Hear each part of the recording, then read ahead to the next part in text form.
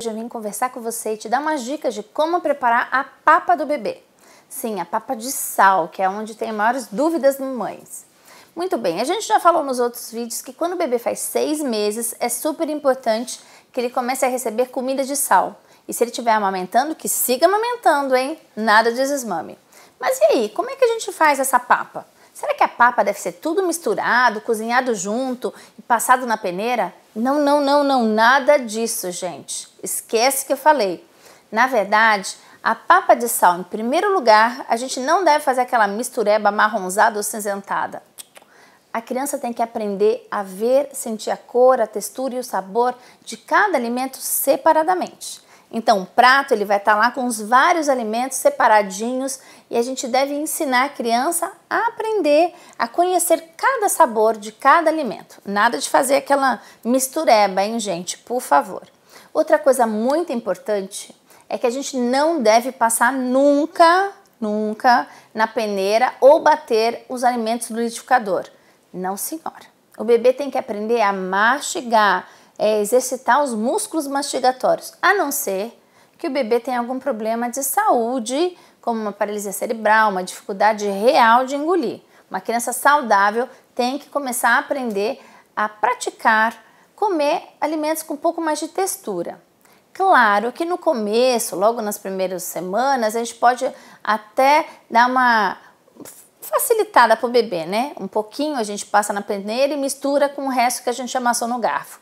Mas logo, assim que o bebê aprender, e a gente tem que exercitar isso, a gente para com a peneira e usa apenas os alimentos amassados no garfo. Esse é o ideal, beleza? Muito bem. Você pode estar se perguntando assim, doutora Lu, o que eu vou colocar na papa para o meu bebê? Nessa papinha de sal que eu falei, que é um almoço no 6º mês, que a partir do 7º mês também tem um jantar. Muito bem. É importante que tenha todos os grupos de alimentos, porque o bebê ele precisa receber todos esses grupos para ele crescer forte e saudável. Anote aí. A gente vai imaginar um prato e a gente vai dividir o prato em 4, tá? Um quarto seria o que a gente chama de carboidratos. São o que dá energia para o bebê. Por exemplo, a gente vai escolher um alimento desse grupo do que eu vou citar aqui. Um só. Que pode ser, por exemplo, a mandioquinha salsa, pode ser uma batata doce, pode ser o inhame, o cará, alimentos super ricos. Pode ser também o arroz? Pode. Só que tome cuidado com o arroz. Alguns arroz podem prender o intestino do bebê. Fique sempre esperto. E a batata pode? Pode. Mas como batata tem muito agrotóxico, a gente sempre dá uma preferidinha nos outros ou tentar pegar uma que seja mais natural e orgânica possível. Muito bem. Então, esse primeiro grupo a gente vai selecionar um carboidrato, beleza? Muito bem. Que é chamado também de cereal, né, que o pessoal chama. O segundo grupo seria o grupo da proteína. O que é proteína? É o que vai fazer a construção do corpo da criança, formar os músculos. A gente compara o carboidrato com a fiação elétrica de uma casa, que vai dar energia, e a proteína com os tijolos, que vão construir a casa do corpo da criança. A proteína mais importante para os nossos filhos são a proteína animal, porque sim, de fato, o bebê precisa da proteína animal, como por exemplo a carne de vaca, o frango, o ovo, mas de preferência as carnes são melhores ainda. Por quê? Porque além de ter esse valor nutricional, ela também tem ferro, que ajuda a criança a evitar a anemia, que é um dos maiores males, infelizmente, no nosso país. Então assim, como é que a gente faz num prato, numa papinha para ter uma carne? Você pede para o seu açougueiro moer 3 vezes, por exemplo, uma carne moída com pouca gordura. E aí você congela, aqui vai dar uma dica, hein? A gente congela em pequenas bolinhas e já põe no freezer e aí na hora de você fazer a papinha, você tira uma bolinha só, seja de frango moído ou da própria carne moída, porque aí na hora de você cozinhar, já tem a sua porção certinha do bebê. Essa é uma boa dica.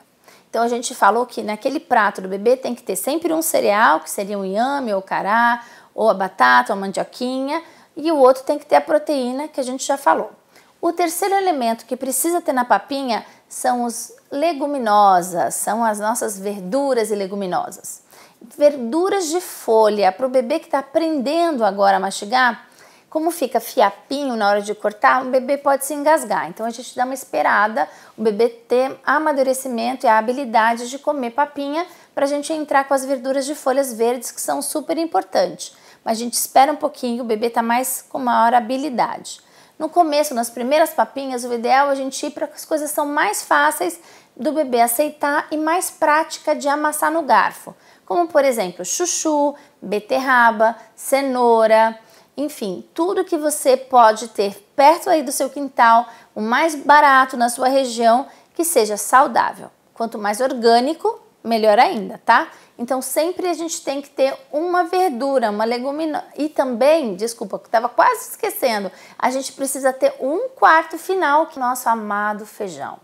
Sim, é importante a gente colocar na papinha o caldo do feijão ou até uma ervilha. Nas primeiras papinhas a gente dá uma segurada no grão de feijão, por causa que em algumas crianças pode dar um pouquinho de cólica. Mas depois a gente libera. Só no comecinho é que a gente prefere introduzir o caldo.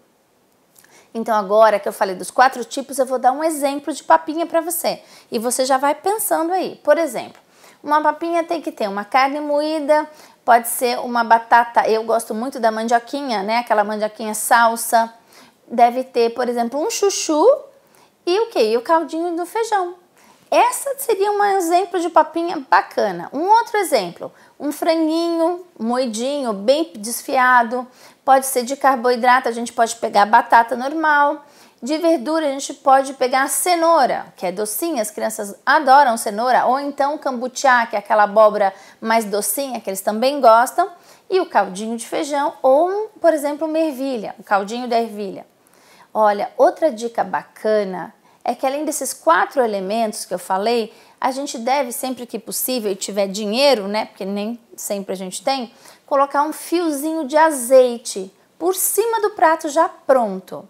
Esse fiozinho de azeite ajuda a lubrificar o intestino e tem várias qualidades nutricionais. Então, se tiver dinheiro e disponibilidade, põe um fiozinho de azeite sobre o prato da criança. E outra coisa importante, a gente não deve esquecer de dar a sobremesa depois da papa de sal. Sobremesa? Doce? Não, nada de doce.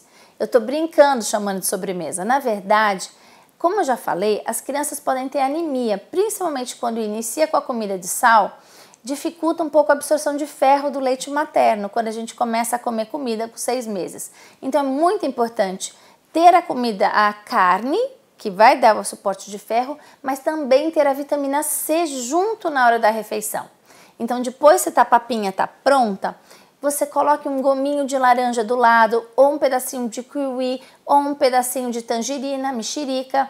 Dar essa sobremesa, que é uma fruta que tenha ou uma laranja lima, não o suco, hein, gente? Eu estou falando um pedacinho da fruta.